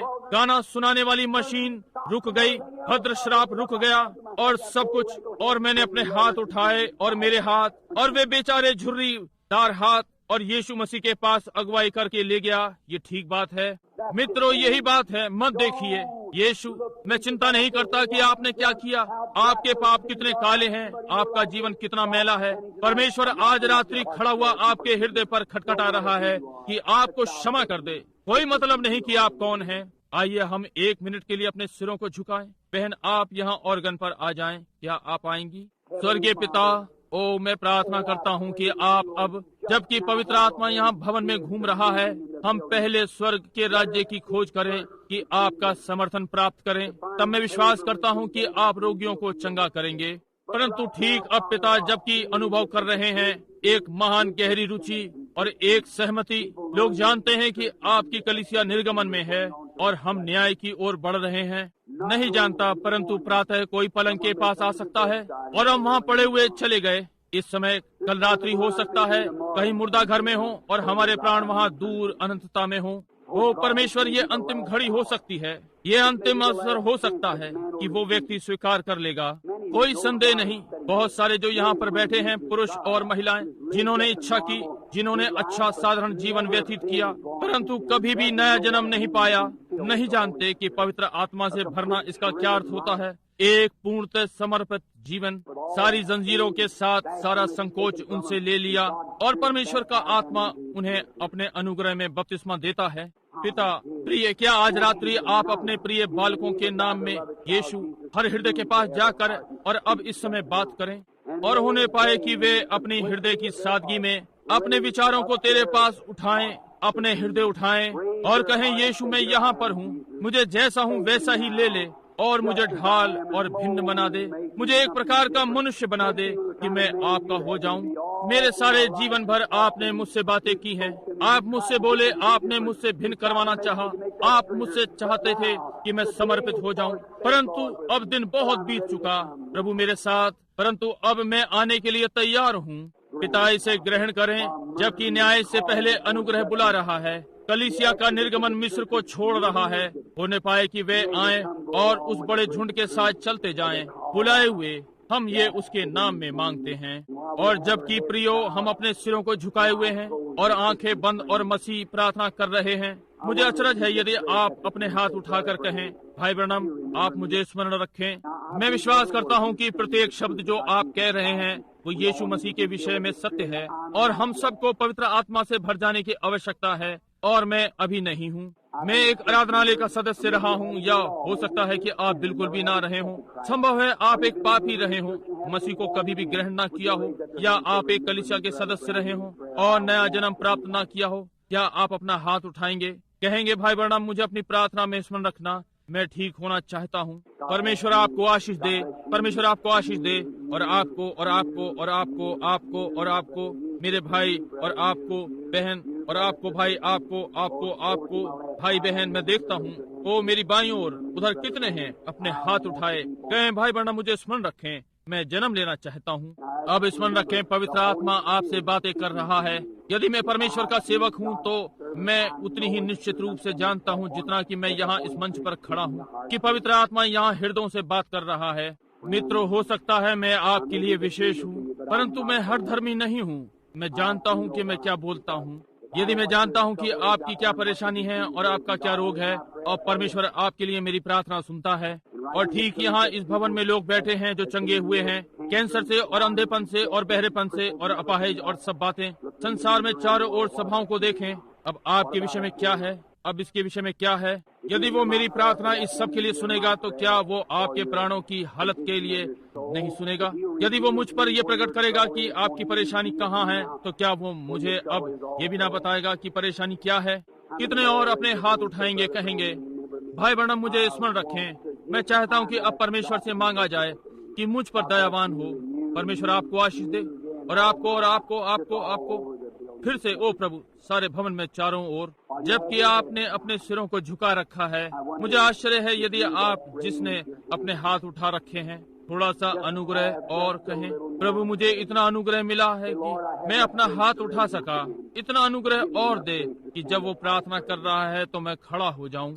यदि वो आज दिन निकलने के पहले मेरे लिए आता है प्रभु, तो आपके लिए मेरा ये चिन्ह है कि मैं ठीक होना चाहता हूँ। मैं आपसे किसी दिन मिलना चाहता हूँ। ये खकार मेरी नली में आ जाएगी और मैं मरते हुए तकिए को दबा रहा हूँगा। डॉक्टर मेरे पलंग के पास से चला जाएगा, तब कुछ नहीं हो सकेगा। परमेश्वर मेरे प्राण पर अनुग्रह करे, जबकि मृत्यु का ठंडा कोहरा यहाँ कमरे में तैर रहा है। होने पाए कि सैयोन की पुरानी नाव आकर मुझे यहाँ से ले जाए। प्रभु मैं खड़ा होने जा रहा हूँ, बहुत ही अनुग्रह चाहिए, परंतु मुझे कोई हिला रहा है। मैं खड़ा हूँ। भाई प्रभु आपको आशीष दे। कोई और खड़ा होकर और कहेगा प्रभु मैं खड़ा हूँ। भाई परमेश्वर आपको आशीष दे। भाई बहन परमेश्वर आपको आशीष दे। खड़े रहें। हर जो इस प्रार्थना में स्मरण करवाना चाहता है कि आपके प्राणों का उद्धार हो, क्या आप खड़े होंगे? परमेश्वर आपको आशीष दे। परमेश्वर आपको आशीष दे। नवयुवक परमेश्वर आपको आशीष दे। श्रीमान परमेश्वर आपको आशीष दे। भाई मेरी बहन परमेश्वर आपको आशीष दे। बहन परमेश्वर आपको आशीष दे। आप भाई अब कोई और खड़ा हो और कहे भाई ब्रैनम मैं यहाँ पर हूँ, मैं आपके सामने नहीं खड़ा हूँ, मैं परमेश्वर के सामने खड़ा हूँ। किसी चीज ने मुझे खड़े होने को कहा और मैं खड़ा हूँ। क्या आप ये करेंगे? बस अपने पांव पर खड़े हो जाएं। बस परमेश्वर को इतना ले लें। महिला परमेश्वर आपको आशीष दे। वहाँ अधिक है। महिला परमेश्वर आपको आशीष दे। ये ठीक बात है। बेचारी माँ अपने छोटे बच्चे को पकड़े हुए उठने का यत्न कर रही है। उसकी आंखों में आंसू हैं। क्या आप नहीं आएंगे? फिर खड़ी हो जाएं। महिला परमेश्वर आपको आशीष दे। बूढ़ी महिला वहाँ खड़ी हुई है और वास्तव में बूढ़ी है, ये जानते हुए कि इन्हीं दिनों में उसे परमेश्वर का सामना करना है। परमेश्वर आपको आशीष दे। अब अगला कौन खड़ा होता है? कहते हैं मैं खड़ा हूँगा। प्रार्थना के लिए खड़े रहें। कोई और? मैं अनुभव कर रहा हूँ कोई है जो खड़ा होना चाहता है। इसे अब ना टालें, बस खड़े हो जाएं। क्या आप करेंगे? एक आप जो परमेश्वर के समीप आना चाहते हैं। परमेश्वर आपको आशीष दे। ये ठीक बात है। क्या कोई और? परमेश्वर आपको आशीष दे। महिला जी हाँ श्रीमान, कम से कम 3 लोग और हैं। मैं उनको सीधा सीधा देख रहा हूँ। खड़ा होना चाहिए क्योंकि वहाँ परमेश्वर का दूत स्वर्गदूत खड़ा है। महिला परमेश्वर आपको आशीष दे। ये ठीक बात है। अब ठीक है भाई, इसके विषय में क्या है? ठीक है। और प्रभु का स्वर्गदूत खड़ा है। मैं जानता हूँ, मैं इसे देखता हूँ और मैं जानता हूँ कि किसी को अब खड़ा होना चाहिए। मैं 1 मिनट और प्रतीक्षा करूंगा। परमेश्वर करे, जानिए कि वो आपके हृदय पर दबाव डाल रहा है। मेरे मित्र वो वहाँ पर खड़ा है। ये वही है जो आपसे खड़ा होने को कह रहा है। क्या आप ये नहीं करेंगे? केवल खड़े होकर उसे स्वीकार कर लें। अभी ठीक है। क्या आप निश्चित हैं? यदि परमेश्वर आज रात्रि की सभा में आपको बुला ले, ये उपदेश, ये निमंत्रण आपको वहाँ से मिलने जा रहा है। जब आप मरते हैं कि आपने इस विषय में क्या किया। यदि आप पक्के निश्चित नहीं हैं, तो अब खड़े हो जाएं, ताकि वो आपको देखेगा कि स्वीकार करना चाहते हैं कि ज्योति में चलें। अब हमारे अनुग्रहकारी स्वर्गीय पिता, ये तेरे प्रिय बालकों ने अपने हृदयों को मुलायम किया है। वचन आज रात्रि उनके हृदय में गिरा है।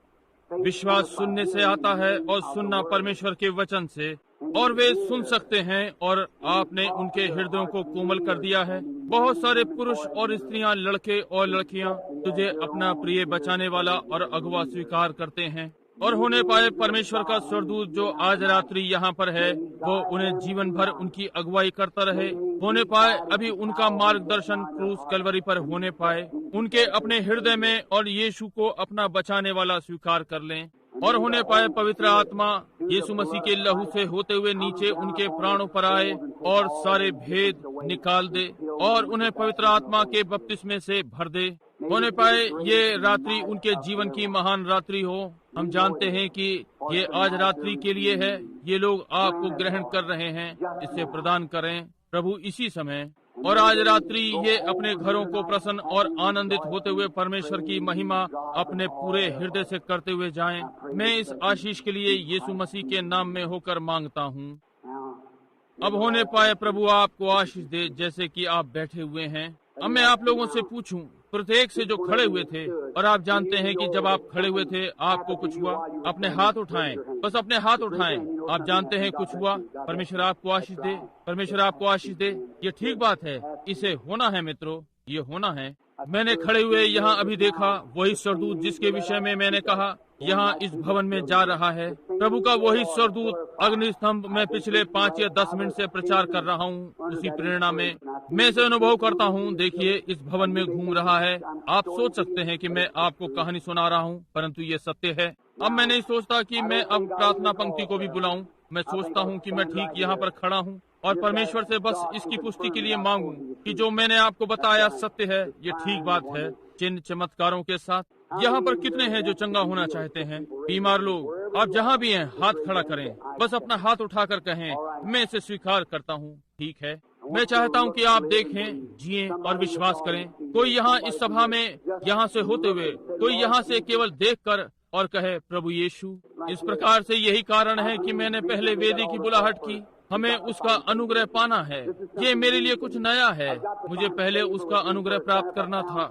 यदि मैं उसका अनुग्रह पा गया और अनुग्रह कर दिया और आप 1 या 2 दर्जन प्राणी तभी उसके पास आए, निश्चय ही। अब आप में से प्रत्येक जो मसीह के पास आया है, भली पवित्र आत्मा से भरी हुई कलीसिया पाई है, और इसमें जाएं और जब तक उसका बपतिस्मा ना पा लें ढूंढते रहें। हर रात्रि हर दिन बस प्रार्थना करते जाएं। और जब आप ढूंढ रहे हैं, अब आप लोग जो बीमार हैं, यदि मैंने आपको सत्य बताया है तो परमेश्वर इस सत्य को प्रमाणित करेगा। ये ठीक बात है, केवल वो ही इसे कर सकता है और परमेश्वर इसे प्रकट करेगा। यदि आप केवल प्रार्थना करेंगे और अपने संपूर्ण हृदय से प्रार्थना करेंगे, केवल देखें और ये कहें। जब परमेश्वर का वो स्वर्गदूत मुझे वहाँ ग्रीन मिल इंडियाना में 8 वर्षों पहले मिला, बालक होने पर भी मेरे साथ साथ रहा, दर्शन दिखाता रहा। जब मैं उसके पास गया, उसने कहा यदि तुम सच्चे रहोगे और लोगों को अपने ऊपर विश्वास करवा लोगे तो तुम्हारी प्रार्थना के सामने कुछ नहीं टिकेगा। अब वो आपके लिए भी वैसा ही करेगा जो तब किया।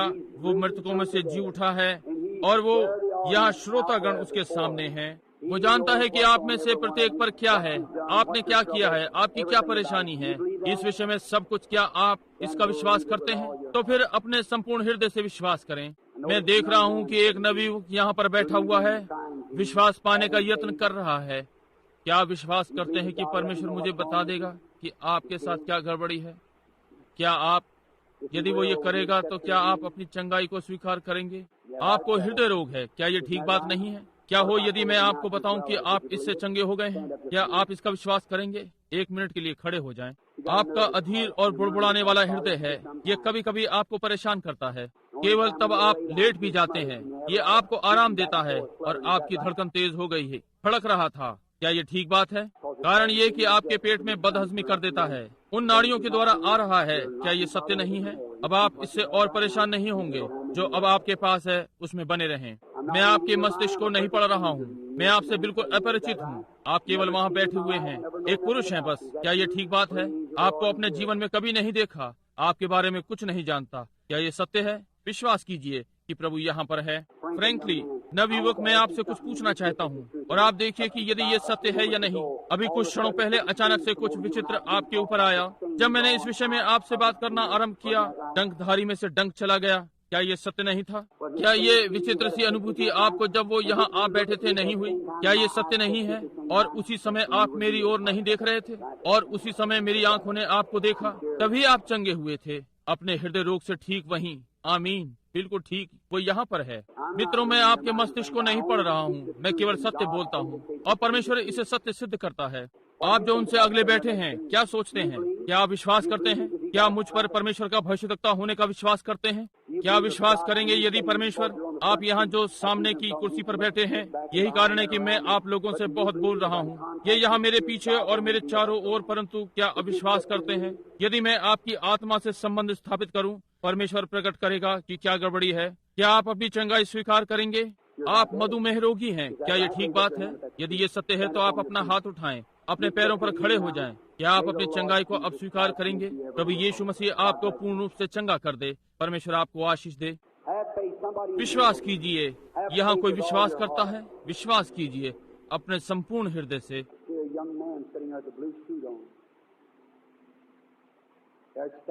मैं वहाँ एक नवयुवक को नीला सूट पहने हुए बैठा देखता हूँ। ये वहाँ उसके ऊपर खड़ा है। आपको चर्म रोग है, क्या नहीं नवयुवक? क्या ये ठीक बात है? अपने पैरों पर खड़े हो जाएं। वो मैं देखता हूँ कि आप इस प्रतिनिधि मंडल के साथ हैं। क्या ये ठीक बात है?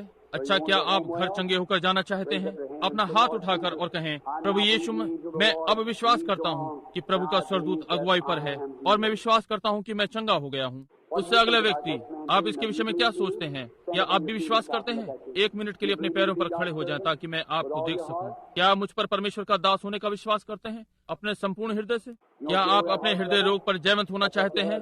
आपको यही था, क्या नहीं था? आपको यही था। मैंने कहा अब ये आपको नहीं है, आप भी घर जा सकते हैं। उससे अगला व्यक्ति, श्रीमान, आप इस विषय में क्या सोचते हैं? क्या आप अपने संपूर्ण हृदय से विश्वास करते हैं? क्या आप मुझ पर परमेश्वर का भविष्यद्वक्ता होने का विश्वास करते हैं? अपने पैरों पर खड़े हो जाएं। क्या आप अपने संपूर्ण हृदय से विश्वास करते हैं? आपको घबराहट रहती है, क्या ये ठीक बात है? समझे? क्या ये ठीक बात है? अपना हाथ उठाएं। अब आप घर चंगे होकर जा सकते हैं। यीशु मसीह आपको चंगा करता है। उस अगले व्यक्ति के विषय में क्या है जो पंक्ति के अंत में खड़ा है? क्या आप अपने संपूर्ण हृदय से विश्वास करते हैं? अपने पैरों पर खड़े हो जाएं। क्या आप मुझ पर परमेश्वर का भविष्यद्वक्ता होने का विश्वास करते हैं? उसका दास होने का? आप विश्वास करते हैं कि वो मुझे बता देगा कि आपके साथ क्या गड़बड़ी है, ताकि आप अपनी चंगाई को स्वीकार करेंगे? ये आपके गले में है। क्या ये ठीक बात है? घर जाएं और यीशु मसीह के नाम में स्वस्थ रहें। इस भवन में कोई और जो चंगा होना चाहता है, हाथ उठाकर चंगा हो सकता है। यदि आपने मुझ पर विश्वास किया है, एक परमेश्वर के सेवक के समान अपने पैरों पर खड़े हो जाएं। परमेश्वर आपको आशीष दे। स्त्री रोग, कैंसर, ये जा रहा है। परमेश्वर आशीष करे। आप में से प्रत्येक परमेश्वर की ओर अपने हाथों को उठाए। हमारे स्वर्गीय पिता, अब इस भवन की प्रत्येक बीमारी को मैं दोषी ठहराता हूँ। हर प्रेत आत्मा को निकाल दें और पवित्र आत्मा अपना अधिकार ले ले और प्रत्येक व्यक्ति को चंगा कर दे। अपने हाथ एक दूसरे पर रखें और कहें, प्रभु की महिमा हो हर जगह और आनंदित और प्रसन्न रहें, क्योंकि यीशु मसीह यहाँ पर है। परमेश्वर का मेमना आपको चंगा करने के लिए प्रत्येक